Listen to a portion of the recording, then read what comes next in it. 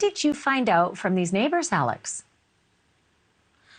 Yeah, good evening to you, Ashleigh. Some really interesting details about Bryan Kohberger, his living habits, and what it was like essentially to be his neighbor downstairs for the past 5 months. As you mentioned, this was a father of 2 young little ones. And so I really entered this conversation from that perspective of a father who has 2 young children. And he expanded on that a little bit about sort of what that was like for him, essentially, especially after that news came down about Kohberger's arrest. But when it came to actually Kohberger's behavior, what I found out is that essentially he was a loner, right? This neighbor said that he never saw Kohberger with other friends, other people. He never heard other voices upstairs in that apartment. And so he just basically said all the noises that he would hear were from Kohberger himself. And let me tell you, it came late into the night. It sounds as if Kohberger was a night owl, would often be walking around well past midnight, washing things and just being generally disruptive. And that became a problem for this family. Essentially, this man told me his wife was so fed up because her little babies were trying to sleep downstairs, but she just kept hearing a ruckus upstairs that many times she wanted to go up, knock on the door and confront him, ask him to quiet down. But this man told me that he had to basically just tell his wife, calm her down and just let her try to go back to sleep as best as possible. But really fascinating details about who Kohberger was as a neighbor. These were just some of the few things that he told me.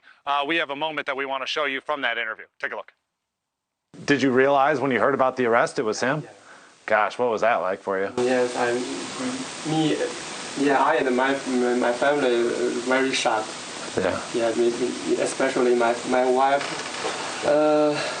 At that time, she did not sleep very well. Yeah, she's worried about it.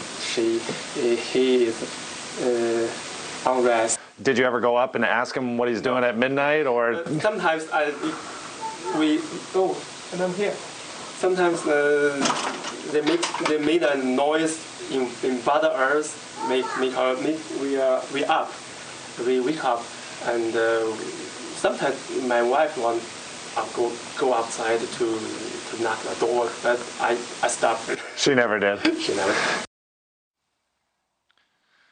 And obviously that neighbor having that in-depth conversation with me, telling me he wants to remain anonymous because he has been bombarded by various reporters, but saying it was okay to use his voice. So you heard from him there, not only sleepless nights because Bryan Kohberger was his upstairs neighbor and he was loud, but also after that arrest was made, more sleepless nights just because it all dawned on them that we were so close to this accused killer. I just want to show you real quick. This is where Bryan Kohberger lived. That's that second-story apartment right next to the letter G. The gentleman I spoke to is directly below that. So this is right here in Pullman, Washington. As you mentioned, Ashleigh, this is an area that is reserved for Washington State faculty and also students.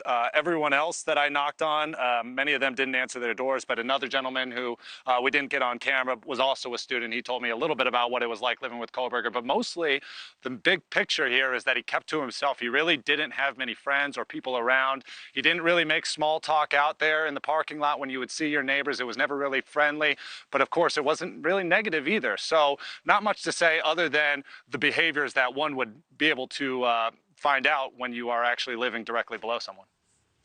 Can I ask you about this? I want to dig a little deeper on the noises after midnight. I think that his wife had said there was a lot of like footsteps and like laundry or washing going on upstairs.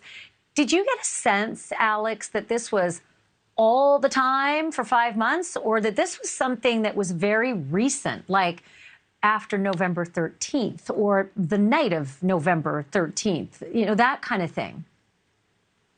Well, I would say that he said it happened on multiple occasions over the course of his time living there. So I don't think this is necessarily something that was, you know, that caught them so off guard after November 13th. Oh my gosh, this is completely different. I think this was just generalized behavior of Bryan Kohberger, that he was up all night of the hours, all hours of the night, I should say, just doing things, walking around, pacing, washing dishes, washing laundry, who knows, but just being generally disruptive all throughout the night. And if you can imagine, for a family that has 2 little ones, that becomes a problem. They're trying to go to sleep because they have school in the morning, and not to mention if he's a faculty member, then he has also his responsibilities to take care of. So it really became a problem because multiple times his wife wanted to go and confront Bryan Kohberger, but as you mentioned, who knows what would have happened if she did that. Thank you for watching. Go to newsnationnow.com to find NewsNation on your television provider. And don't forget to click the red subscribe button below to get more of NewsNation's fact-driven, unbiased coverage.